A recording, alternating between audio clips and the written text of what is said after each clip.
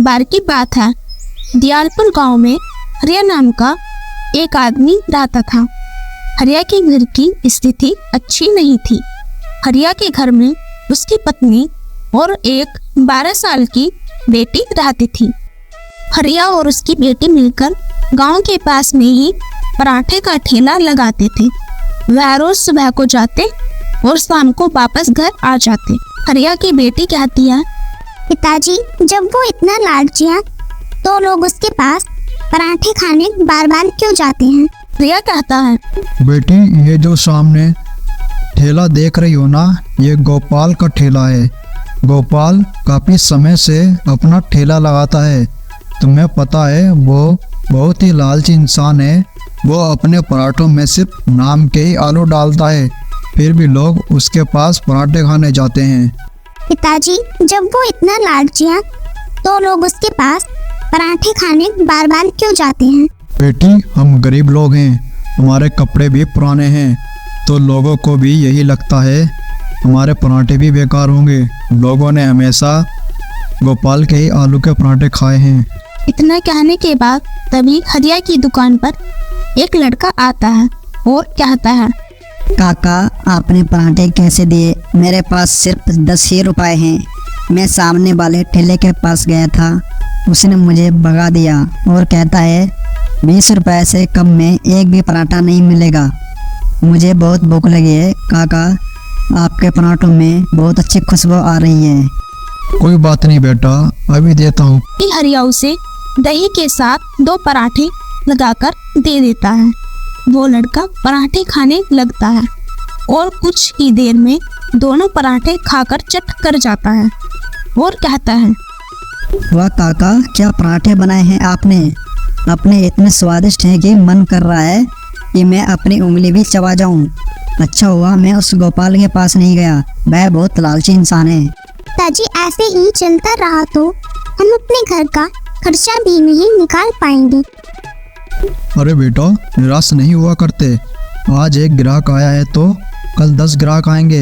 एकदम से ही किसी के दिन नहीं बदला करते। आज हमारा बुरा वक्त है तो कल अच्छा भी होगा। पिताजी हम तवे के आगे पूरी मेहनत से पराठे बनाते हैं, पता नहीं फिर लोगों को उस लालची के पराठे क्यों पसंद आते हैं।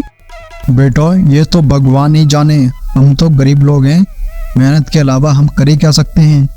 अगली सुबह फिर से दोनों अपने काम पर लग जाते हैं।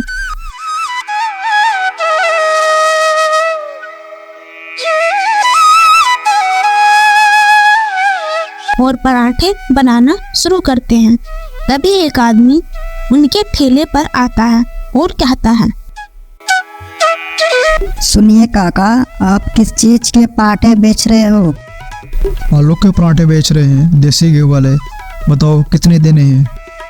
आप भी आलू के पराठे बेच रहे हो, लेकिन मुझे तो गोभी के पराठे चाहिए।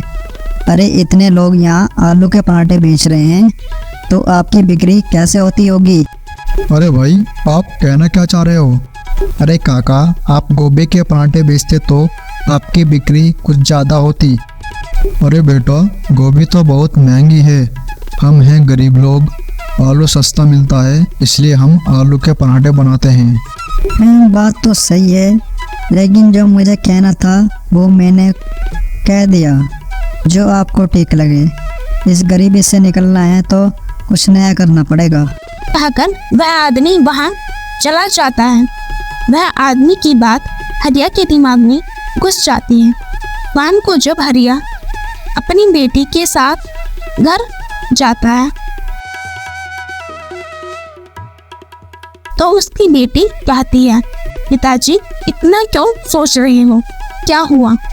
कुछ नहीं बेटा, बस सुबह से उस आदमी की बात सोच रहा हूँ जो गोभी के पराठे की बात कर रहा था। कह रहा था कि आलू का पराठा तो आसानी से कहीं भी मिल जाता है पर गोभी का पराठा नहीं मिलता। ठीक है पिताजी, हम गोभी का पराठा ही बेचते हैं। क्या पता वह लोगों को पसंद आ जाए और हमारे आसपास कोई गोभी के पराठे बेचने वाला भी नहीं है। लेकिन बेटा इतना पैसा कहाँ से आएगा? गोभी बहुत महंगी है। जो आपने पैसे जोड़े थे ऊँट निकालने का वक्त आ गया है। शायद इसी से ये हमारा जीवन बदल जाएगा। पर वो मैंने बेटा तेरी शादी के लिए जोड़े हैं, मैं इन पैसों को ऐसे ही खर्च नहीं कर सकता। पिताजी, पैसे तो हम बाद में भी कमा लेंगे। हरिया अपने बेटे की बात मानकर बाजार से गोभी ले आता है। दोनों फिर से सुबह को थैला लेकर निकल पड़ते हैं।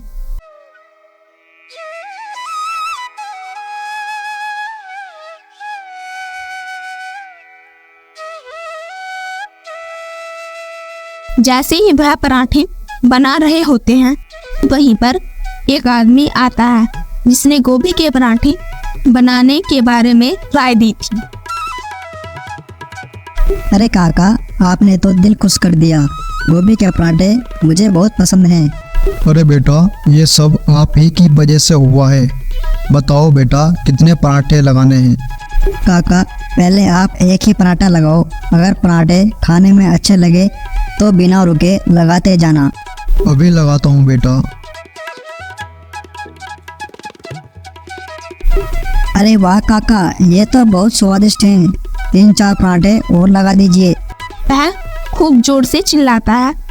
पराठे बहुत स्वादिष्ट हैं। उस ठेले के आसपास खड़े लोग उस आदमी की आवाज़ सुनकर पराठे खाने आ जाते हैं और धीरे धीरे सभी लोग उसके पराठे खाने के लिए आने लगते हैं। अगर हमें पता होता इतने स्वादिष्ट पराठे इतने कम दाम में मिलते हैं तो हम उस गोपाल की दुकान पे पराठे खाने कभी नहीं जाते। ये बात सुनकर दोनों बेहद खुश होते हैं और ऐसे ही उसकी बिक्री में बढ़ोतरी होती रहती है। कुछ ही दिनों में गरीबी से बाहर निकलकर उन्होंने एक छोटा सा ढाबा खोल लिया था जिसमें वह सभी तरह के पराठे बेचा करते थे।